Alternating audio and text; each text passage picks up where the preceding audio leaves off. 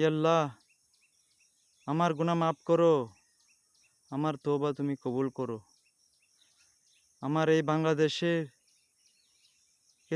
আমার এই বাংলাদেশকে তুমি শান্তি দান করো। এই বাংলাদেশের মানুষের অশান্তি দূর করে দাও। বাংলাদেশের মানুষের অধিকার প্রতিষ্ঠা করে দাও।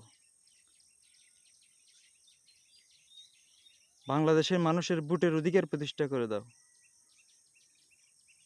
যেন বিশৃঙ্খলা না হয়, যেন সাধারণ মানুষের জানমালের ক্ষতি না হয়, যেন এদেশের নিম্নমুখী মানুষ যারা দরিদ্র তাদের যেন ক্ষতি না হয়।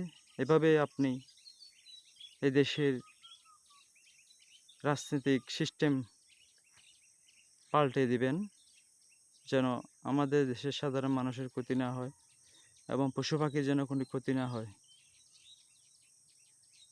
হে আল্লাহ, হে মালিক, হে পরওয়ারদিগার, হে বিশ্বজগতের মালিক, হে দুই জাহানের মালিক, হযরত মুহাম্মদ সাল্লাল্লাহু আলাইহি ইসলামকে স্মরণ করে, আল্লাহর রসুল হযরত মুহাম্মদ সাল্লাল্লাহু আলাইহি ইসলামকে স্মরণ করি।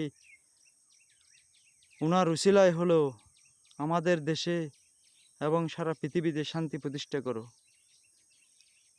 আমি সহ্য করতে পারতেছি না অশান্তি, অনিয়ম, অবিচার, অত্যাচার, অনাচার, হিংসা, হানাহানি, অহংকার, রক্তপাত, এগুলো আমি সহ্য করতে পারতেছি না।